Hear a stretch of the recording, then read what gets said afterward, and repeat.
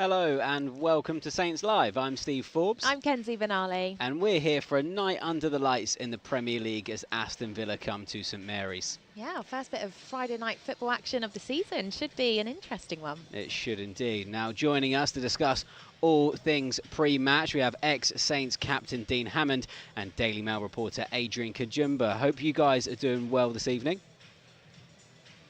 Very well, thank you, Steve. Very well.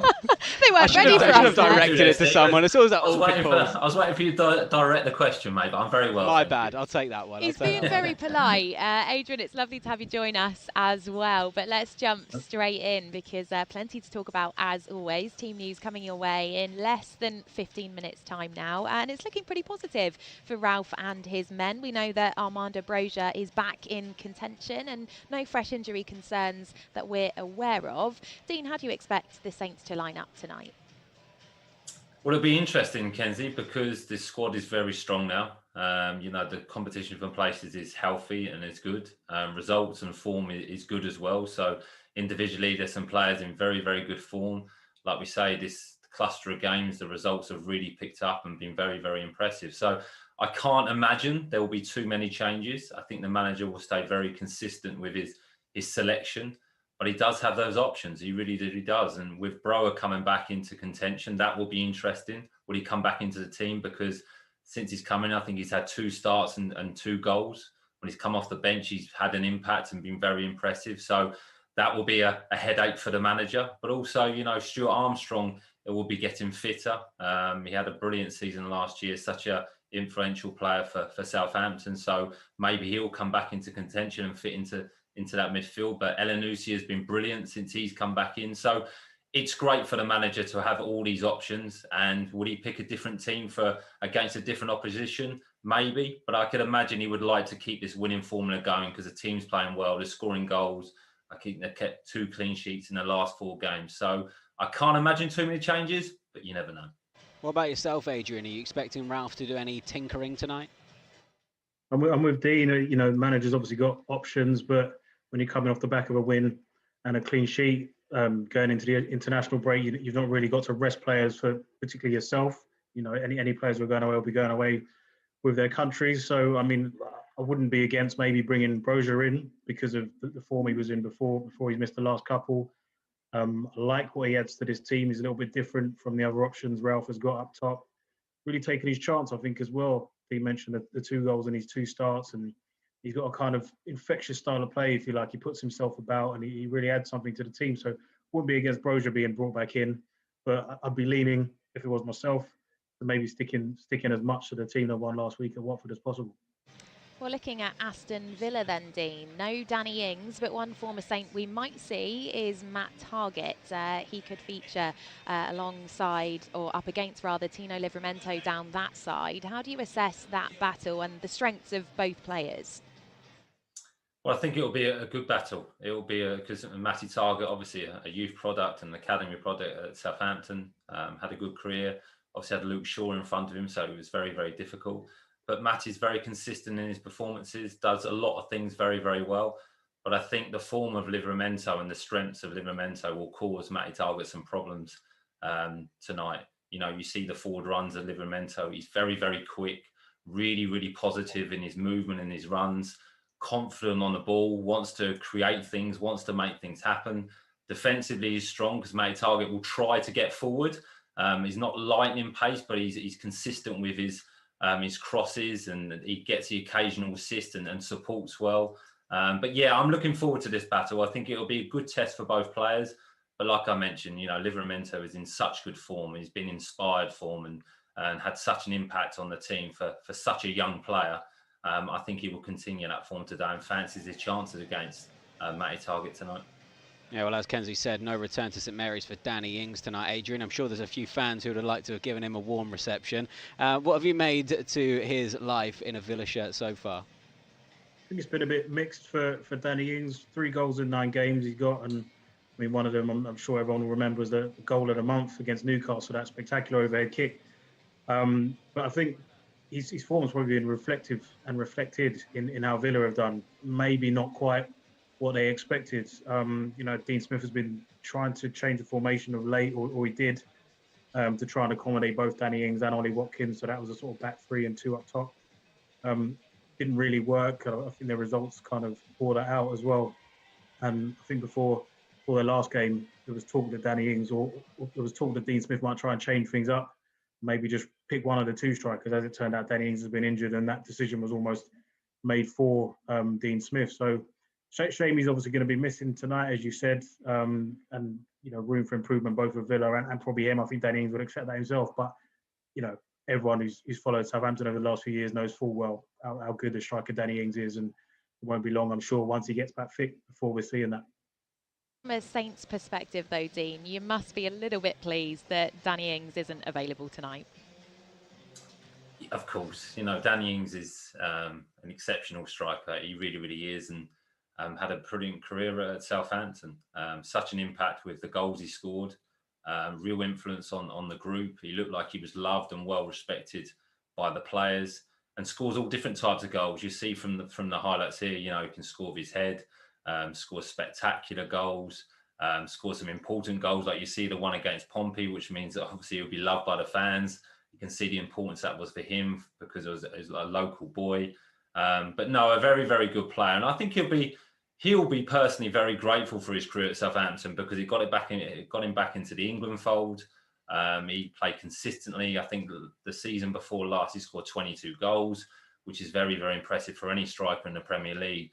But last season didn't quite happen for him, and I think it's a good move for both himself and the football club that he moved on. I think it was the right time for him. I think he wanted a new challenge. I think it was time for other players to step forward, but you can see from the quality of the goals he scored, volleys, runs, he's got pace, he's got power, just a natural goal scorer, and you don't really find many of them those days. So it's a good job he's not playing, because I could imagine Danny will come back and probably score against Southampton and probably secretly enjoy that. But yeah, he's a good player, but yeah, glad he's not in the starting lineup for Aston Villa tonight. Well, let's hear what Ralph has to say on the subject. He was speaking at his press conference about how Saints have coped since Danny's departure. Just as a quick follow-up to not being addicted to one player, do you feel like the team is a stronger team overall now compared to maybe being a little bit reliant on one player last season?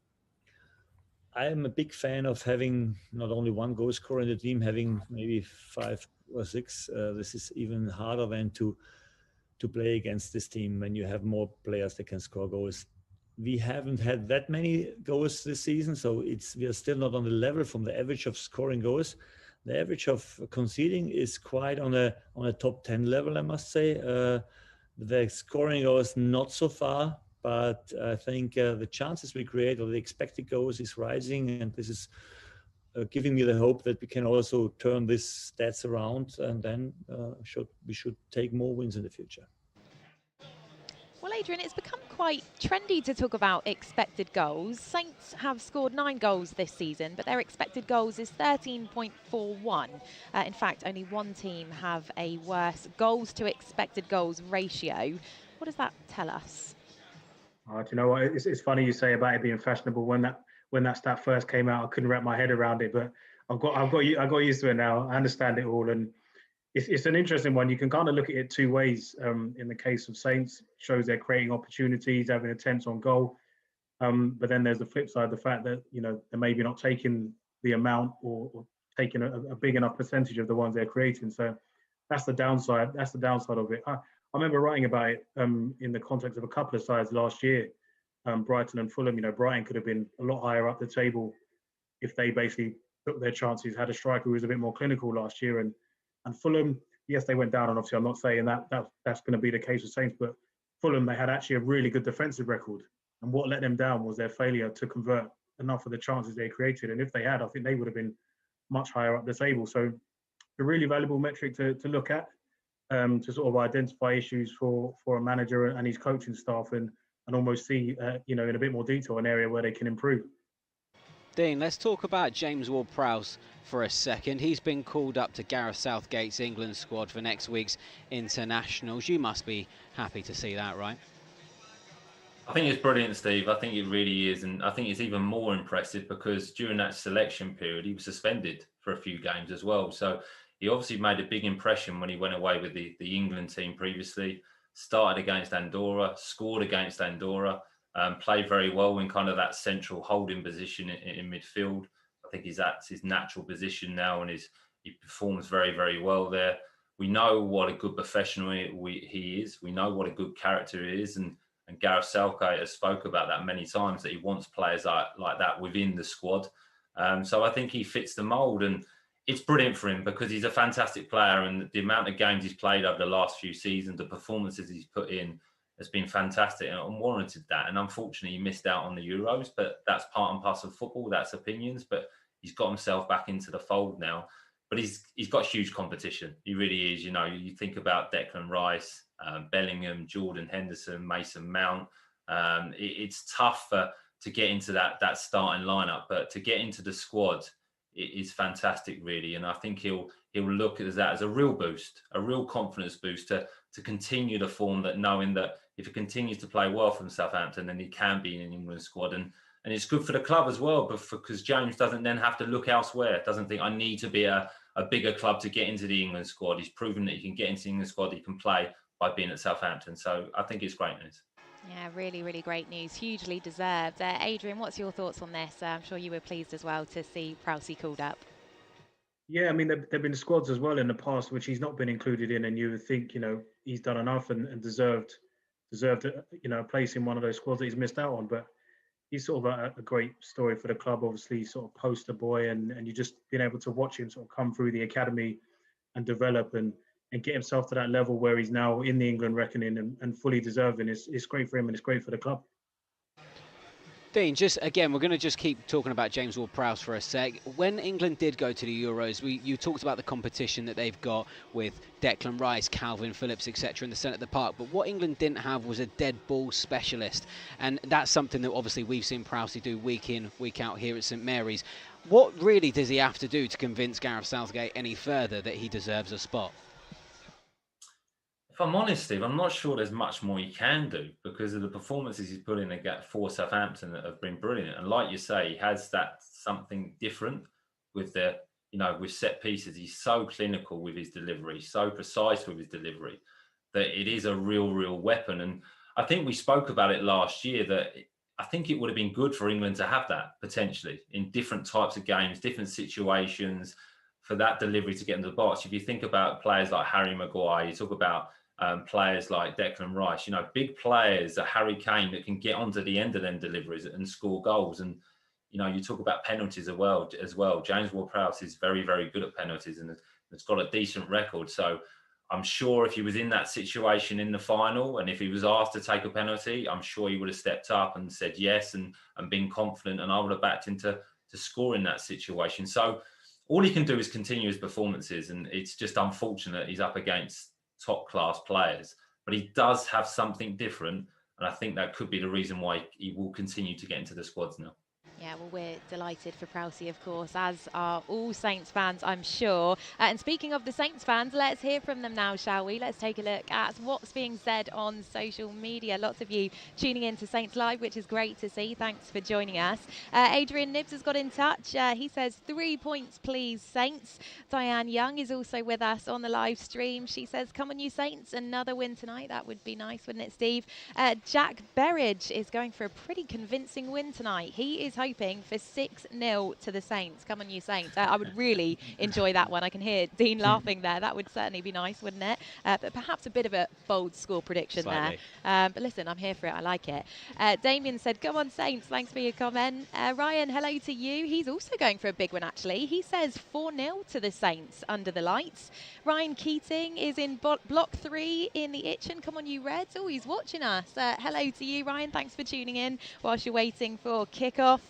Terry Smith is also joining us. Hello. Watching from Naples, Florida. 3 points needed. Yeah, well, it certainly seems like the fans are feeling optimistic. And another comment here from Philip Palmer, also tuning in from somewhere rather glamorous. He's with us all the way from Vietnam. Always fantastic to see the support from all over the globe, isn't it? Indeed it is, yeah. Absolutely amazing. Well, listen, the moment we've all been waiting for, the team news is in. So let's take a little look at that now, shall we? Stuart Armstrong does come into the starting 11. We know that Nathan Redmond misses out tonight due to testing positive for COVID-19. And Armando Broja is on the bench this evening. So let's run through that Saints team in full then, shall we? In goal, Alex McCarthy. The back four, Tino Livramento, Mohamed Salisu, Jan Bednarek and Carl Walker-Peters. In midfield, Oriol Romeu, and alongside him, our captain, James Ward-Prowse. Out wide, Stuart Armstrong and Moy Elyounoussi, and up top, Adam Armstrong and Shay Adams. The Southampton substitutes are as follows then. Fraser Forster, Lianco, Roman Perro, Ibrahima Diallo, Musa Gineppo, Theo Walcott, Nathan Teller, Armando Broja and Shane Long. Well, Dean, let's come to you first then. Nice to see Stuart Armstrong in that starting 11 tonight. It is, Kenzie. You know, I'm a huge fan of Stuart Armstrong. I think he's a brilliant player. He brings something really different to the team. Very, very creative. Every time he gets the ball, you expect something to happen. You expect him to create something, forward-thinking player. So he's exciting to watch. And I'd like to think his fitness has improved now from, you know, the niggly injuries that he's had and not been able to really perform at his best yet or be given the opportunity. Unfortunate for Nathan Redmond, obviously been out, because I think he's found some form of late and has been very, very good. But it will be interesting because Elyounoussi, I think, has been a revelation because he gives you that extra option of an extra player that is willing to get into the box. You know, if there's not a striker in the box, if there's build-up play, he does make them late runs. And Stuart Armstrong, I think, will come centrally as well. And then allow the fullbacks to really push forward and really support. And the two central midfielders can just sit in the middle of the pitch and be protective and move the ball. And then you've got the wide players, like I say, and the fullbacks giving the width. And then Elyounoussi getting the books and Stuart Armstrong creating things. So I think it's a strong team and I'm looking forward to watching him play tonight. Most definitely, as are we. Adrian, well, let's get your thoughts on this starting 11 then. What do you make of the team Ralph has selected? We were talking before about whether Armando Broja would come back in. So nice sort of another opportunity for Adam Armstrong, who I'm looking forward to seeing. He's maybe been a bit unlucky in terms of his goal return. With just the one on the opening day of the season. But I think sort of watching back the game last week against Watford, didn't seem to be, you know, maybe the goals haven't been coming for him, but it doesn't seem to be have affected his willingness to have an attempt on goal, to get efforts off, you know, get efforts off and try it. And maybe he just needs that one goal, and maybe it will just unlock everything again for him. So that'd be good to see how he develops along with Shay Adams as well, and Adams, as we've seen in the last few seasons. Once he starts scoring, he gets them in bunches and stuff, and he's got 2 in his last 2. So we'll get another look at that partnership tonight, which will also be good. Well, Adrian, you stole my little question there, and back to you. Shay Adams had scored 2 in his last 2. And what I want you to do now is talk us through his goal last week, because it was a classy finish, sublime.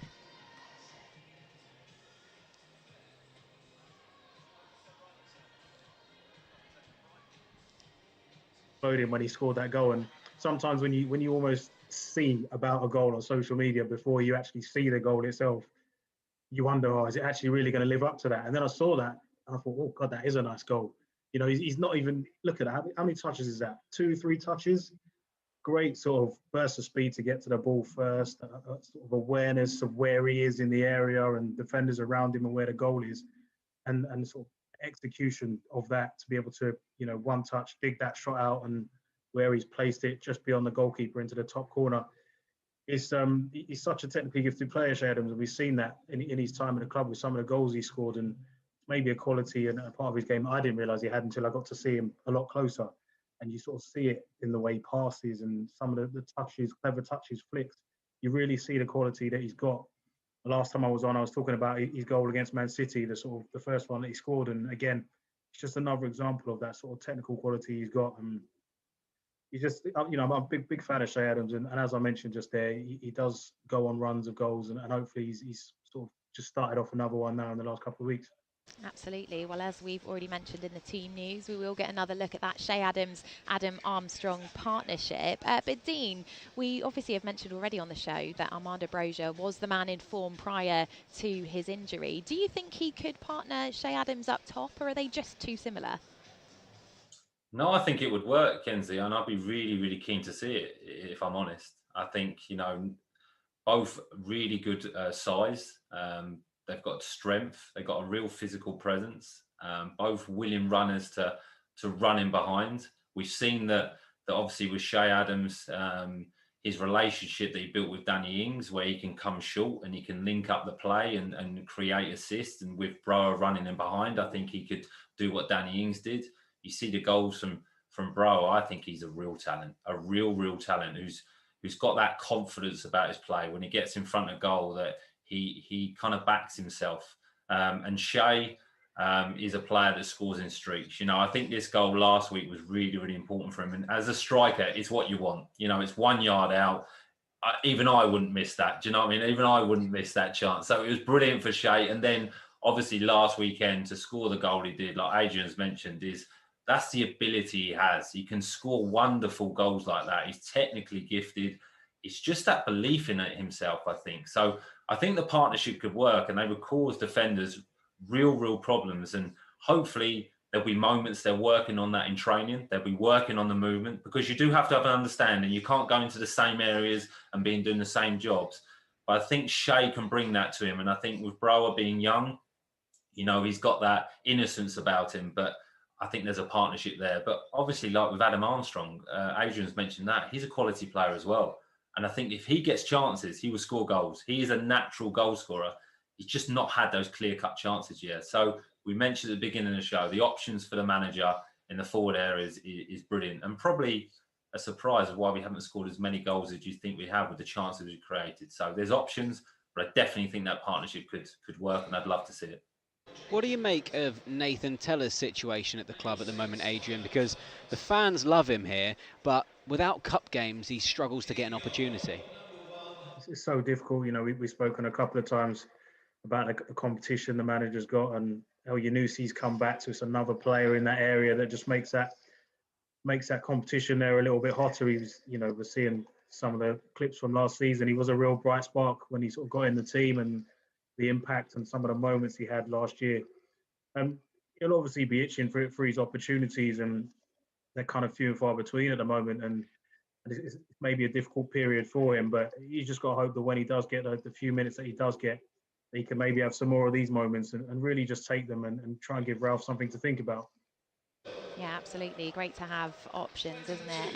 And see that strength in depth. Well, it's 14th versus 15th tonight, obviously, Dean. Is it fair to say that if Saints finish above Aston Villa come the end of the season, it would have been a good campaign? 100%. Aston Villa is a huge football club. Historically is a big football club. Been in the Premier League now, quite me if I'm wrong, 3 or 4 years. Is it 3 years now since their promotion? So it's a big football club, and they had a good season last year. I like Dean Smith as a manager. I like what he's doing. The club is progressing all the time. They've been a little bit indifferent and inconsistent this season. They look vulnerable defensively, and that could be something to do with John Terry leaving. Being around the coaching staff and being that presence on the training ground, and him not being at the football club can have an impact. But they're not scoring goals as well, but they're very capable. You can see from the results they've had, when they beat Manchester United, they've beaten Everton, but I think they've lost 4 in a row now, and I think something like conceded 12 goals in those 4 games as well. So they have got vulnerabilities at the back, but they've got some good players as well. The goalkeeper is one of the best goalkeepers in the league, I think. John McGinn is a brilliant midfield player. He really is. Ollie Watkins is a player that's around the England squad, scores goals. I think he's very similar to Shay Adams. They've got that raw ability about them. And you don't always know what they're going to do, but he's a very good player. And obviously, with Danny Ings at the football club, will always score goals if he can stay fit. So they're a good team. They're a big club, and I think they will improve this season. So if Southampton finish above them, I think it'll be a good season. Is this a good time to be playing Aston Villa, Adrian? Because as Dean mentioned, 4 defeats in a row, they've got a load of injuries. Or should Southampton be wary of the quality that they still have? I think potentially it is going to be a good time to play them, because clearly confidence is going to be hit by 4 defeats in a row. See, Dean Smith has had to make a couple of changes at the back, one of them enforced because of a suspension, but he dropped his captain Tyrone Mings last week and he's back in this week. So I think there's a change at centre back in terms of the partnership that he's gone with. Their form and their confidence is clearly going to be an issue, but at the same time, these runs always have to come to an end at some point. So Southampton will have to be wary of that. There's a lot of quality the Villa have got, the quality that they brought in. Obviously, had to rebuild their squad after losing Jack Grealish, and they tried to do that by spreading the money as opposed to just buying one big name. They tried to buy 2 or 3 or 4, missing Danny Ings tonight. There's plenty of quality there. Leon Bailey is going to be a player to watch out for as well. I saw them a couple of weeks ago at Arsenal, and they really weren't great. They really were off it, and Arsenal's intensity just effectively was what won them the game. Villa were really off it that night, so that could be something for Southampton tonight, because that is something that Ralph Hasenhüttl's teams at their best. It's the quality they display, the intensity, the press that they've got. So I'm leaning towards it being a good time to play Aston Villa still, and hopefully Southampton can just extend that sort of disappointing form Villa are going through at the moment. Absolutely. Well, Adrian Dean, we will come to you in just a moment for your score predictions. But before we do, we're going to head back to our socials one last time to see what the fans are saying. And as with before, plenty of positivity and some really, really big scoreline predictions here. Jason Lane is going for a 5-0 Saints win. Andreas has said it's a strong team. James has said plenty of impact on the bench too. Stephen George has also got in touch. A very strong team and bench. Tara said loving Stuart Armstrong starting. Yeah, lovely to see him starting indeed. Sam McGee said great starting 11. He wishes he was here. We wish you were here with us too, Sam. David Watts also joining us on the live stream. He says goal for Adam Armstrong tonight. And Andy Kenny has left us this comment. He says this should be a good game between 2 quite evenly matched teams. Yeah, well, if it's 4-0, 5-0 or 6-0, are we leaving a happy guy at the end of the evening? Gentlemen, it's time to get your final thoughts and those all-important score predictions. Dean, let's come to you first. Well, I'm hoping for an open game, Steve. And like Adrian's mentioned, I think it would be good to be on the front foot against Aston Villa, test them early, ask questions of them defensively. I think the manager's set the team out to do that. So I'm pretty confident in this one. But like any wounded animal, like any professional footballers, after 4 defeats in a row, Aston Villa will be up for it and will be guarded. So I'm going to go for a 2-0 Southampton win. I'm going to go for a goal from both Armstrongs, one from Stuart Armstrong, one from Adam Armstrong. All right. I'm just making a note of that, Dean. 2-0. Adrian, we'll get your final thoughts. And just to let you know with the score prediction, you can get on our leaderboard joint top with Adam Leach by guessing 1 correct. So we'll hear yours in a sec. I'm feeling confident for Saints tonight with Villa's form. I feel Saints have got some good momentum at the moment, and you can see that with the minimal changes Ralph has made to his side tonight. My thoughts are Southampton are going to win. I'm going 3-1. I think there's going to be a goal for Adam Armstrong tonight. Well, that sounds Super good confident, to us. Yeah, I love that confidence. Adrian Dean, a real pleasure to have you on the show. Thanks for joining us. And of course, we'll see you after the match as well. And as we've mentioned, Aston Villa, the opponents tonight.